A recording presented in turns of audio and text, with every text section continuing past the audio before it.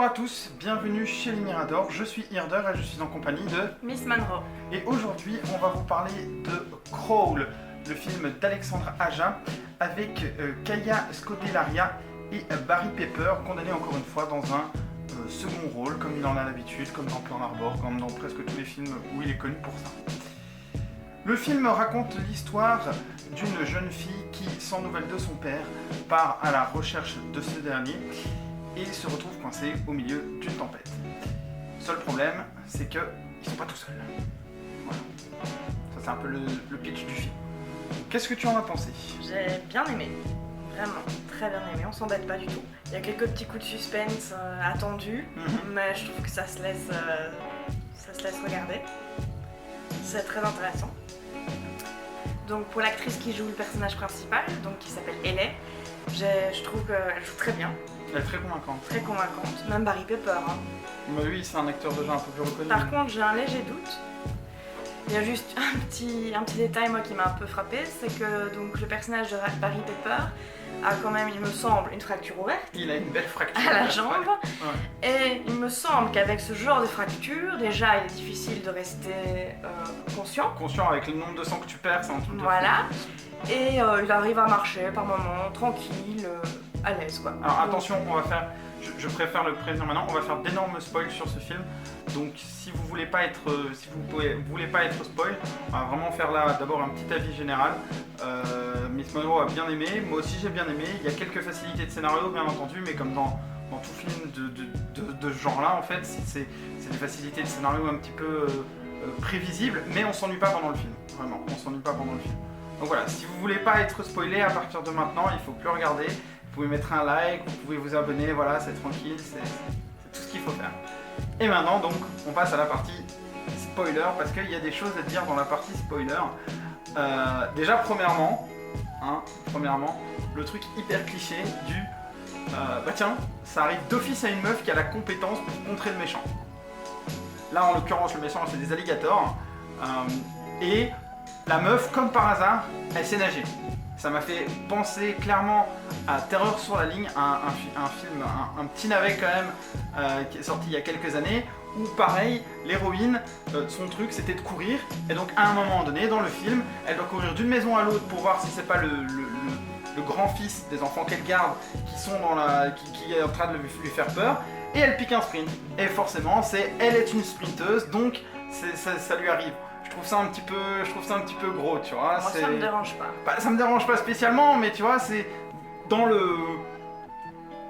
la partie du film, c'est toujours faut que ça arrive à une meuf qui sait nager, tu vois.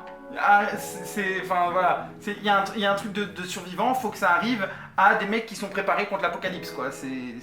Donc comme on le disait juste avant, puisqu'on a eu une petite coupure avec la caméra, les piles sont tombées. Les piles avaient plus de piles, hein, comme on dit.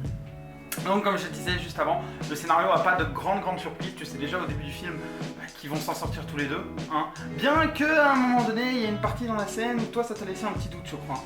Oui, moi à un moment donné, je pensais vraiment que le père allait devoir se sacrifier, et donc je pensais vraiment qu'il pouvait mourir. Mais une chose est sûre, je ne voulais pas que le chien meure. Si le chien avait été tué, le film aurait été complètement gâché. C'est vrai qu'à un moment donné, il y a le petit chien qui s'appelle Sugar, je crois. Sugar, il se balade dans l'eau, en fait, on le voit en train de nager. Et justement, il est là en mode, est-ce qu'il va se faire bouffer ou pas? Et au moment vraiment où il arrive vers son maître, bah, c'est le maître qui se fait retourner le bras. D'ailleurs, cette scène était complètement dégueu. Il se fait retourner le bras par une morsure de l'alligator. Enfin, ça, c'est plutôt bien réalisé. Les effets spéciaux sont vraiment bons là-dessus. Par contre, tu vois que c'est tourné en bassin. Je sais pas si t'as remarqué, mais les rares scènes dehors où il fallait filmer plus que les décors qui avaient été construits, tu vois que ça a été rajouté numériquement. Tu vois, t'as tous les palmiers, même bon tu sais, t'as le store qui est en face de la maison, et puis t'as le grand panneau qui affiche les prix. Et ben tu vois que même ça a été rajouté numériquement, tu vois. Moi ça m'a choqué de ouf. Moi je l'ai vu directement, d'ailleurs je l'ai mis dans mes notes. Je l'ai largement mis dans mes notes. Ça m'a pas choqué parce que vraiment j'étais vraiment dans le film. Ah mais j'étais dans le film aussi hein, mais voilà, c'est le petit truc. Parce que t'as remarqué. Non mais c'est le petit truc, moi c'est bien, je remarque les détails là, c'est le petit truc ça. Et puis, comme on le disait dans la partie un peu de mon spoiler, le père quoi. Le père qui se retrouve donc, déjà la bonne femme retrouve son père, il a l'épaule complètement déchirée par une morsure d'alligator. Puis alors, un peu plus loin, le père se réveille, on voit qu'il a son tibia qui est complètement fracturé. Et il arrive encore à nager, tranquille, sans poser de problème. Puis après, il a son bras qui est retourné par l'alligator. Et quand ils doivent monter sur le toit, parce qu'au fur et à mesure l'eau monte forcément, quand ils doivent retourner sur le toit, le mec arrive encore à taper sur le toit, vas-y que je fais un trou dans le toit, c'est des planches en bois, la bonne femme elle a eu du mal avec un pied de biche à le sortir de là où il était, mais lui, ouais, vas-y. Ne sous-estimons pas l'instinct de survie. Non, mais c'est pas l'instinct de survie que je sous-estime là, mais quand même, c'est quand même vachement gros quoi. Anatomiquement parlant, avec la quantité, parce qu'apparemment il avait l'air d'être là quand même depuis un bon moment, tu vois. Au début du film, on apprend que elle a au minimum 2 heures de route de l'endroit où elle est jusqu'à chez son père. Le mec, s'il s'est fait attaquer quasiment directement, tu peux être sûr et certain qu'il a perdu plus que ça quoi, hein. Surtout s'il était complètement inconscient, Bon, on a quand même vu qu'il s'était mis un petit truc de protection pour un peu éponger son sang au début du film, mais ça reste quand même... voilà, ça reste quand même vachement incohérent quoi. Vachement incohérent. Par contre, je sais pas si t'as noté cette chose, mais il y a un petit travail psychologique sur les personnages quand même. Quand... à force d'affronter les alligators et de se méfier des alligators, hein, le principe du film, elle commence à flipper d'elle-même de l'eau.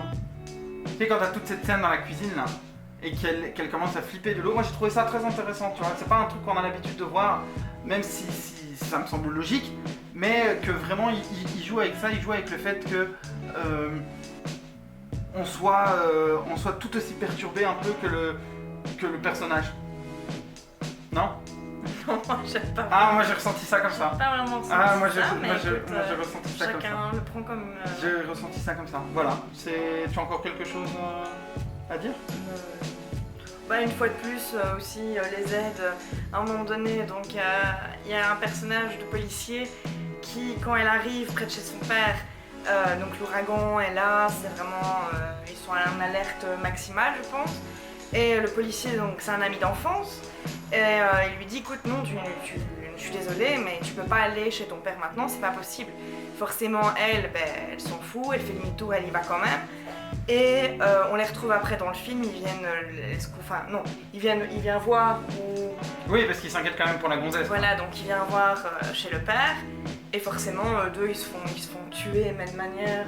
Ils se font bien massacrer, quoi. Franchement, de manière ridicule, voilà. Bah à un moment donné, ils se retrouvent, donc du coup, Ellie et son père se retrouvent coincés dans la cave, logiquement, hein, puisque l'alligator, en fait, c'est au moment où elle veut tirer son père de la cave que l'alligator apparaît pour la première fois. D'ailleurs, sacré beau jumpscare, je crois que presque toute la salle a sursauté, parce que tu t'attends absolument pas à ce qu'il arrive de l'escalier en fait. Tu sais qu'il est là, tu sais qu'il y a un truc. Ah oui, moi à un moment donné, je l'ai vu ramper. Voilà, moi je l'ai pas vu. Voilà, moi je l'ai vu à un moment donné, il y a un plan comme ça au tout début où elle met son père sur une bâche pour avoir plus facile à le tirer. Et on le voit vraiment en arrière-plan, on voit quelque chose qui glisse et tu te dis ok, ça y est, ça commence. Il est là. D'ailleurs, il y a un plan, moi, dans le film, qui m'a fait penser à Godzilla. Ah bon? Ouais, tu sais le plan où en fait, donc t'as la caméra qui filme en fait ce que Ellie est en train de faire, et au moment où Ellie tourne la tête, tu vois l'alligator qui avance. Un peu, tu sais, comme dans Godzilla, où justement quand ils arrivent dans le tunnel, ils regardent un peu le tunnel en mode ah bah tiens, le tunnel est fermé, et au moment où ils se retournent tous, t'as l'œil de Godzilla qui s'ouvre et il bouge. Tu vois, ça m'a fait penser à ça. Ça m'a fait penser à ça. Il y a ça, puis bon, il y a quelques bons jumpscares. Ouais. Et c'est vrai que il y a aussi. Est-ce que c'est un couple ou c'est toute une famille? Ceux qui se font bouffer en ayant pris le tomate à pied de banque. Je crois que c'est un couple et le petit frère. Ouais, c'est un couple et le petit frère. Ils sont eux venus aussi, piller le petit store d'en face. Ils ont même pris un distributeur de billets. Enfin, et eux, ils se font aussi tuer de manière... Alors par contre, il y a un bateau, pendant presque tout le film, il y a un bateau juste devant la maison. Le bateau ne sert strictement à rien. C'est-à-dire que la bonne femme, à un moment donné, elle est debout dans son salon.